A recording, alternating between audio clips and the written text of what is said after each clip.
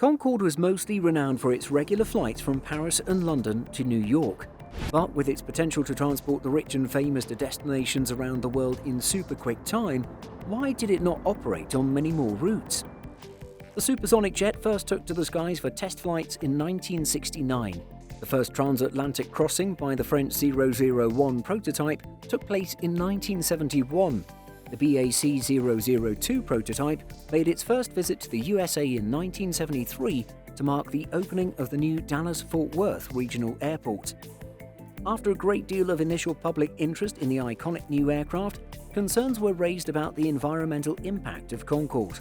Along with pollution, the noise during takeoff and the sonic boom as the plane reached supersonic speeds caused a shift in public opinion. Funding was cut for the American supersonic transport program, and Boeing's 2707 prototypes were never completed.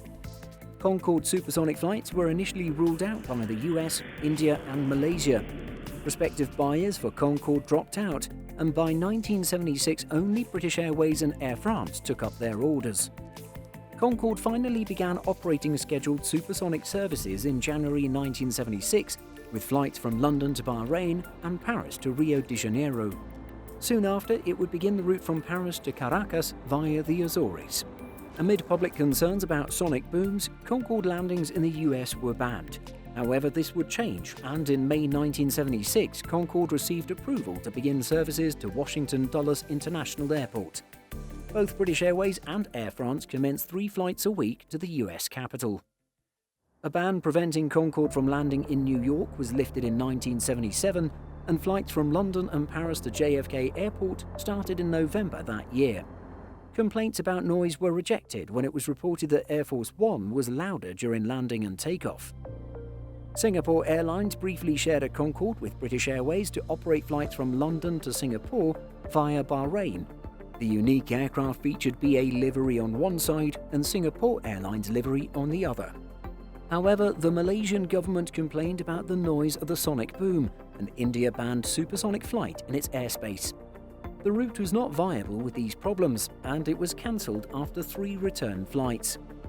From 1978 to 1982, Air France operated a Concorde service to Mexico via Washington or New York.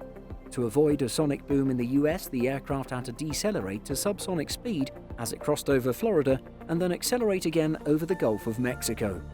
Concordes were used by Braniff International Airways on subsonic flights between Dallas-Fort Worth and Washington, where British or French crews took over to continue to London or Paris at supersonic speeds. The services lasted from 1978 to 1980, but were not profitable.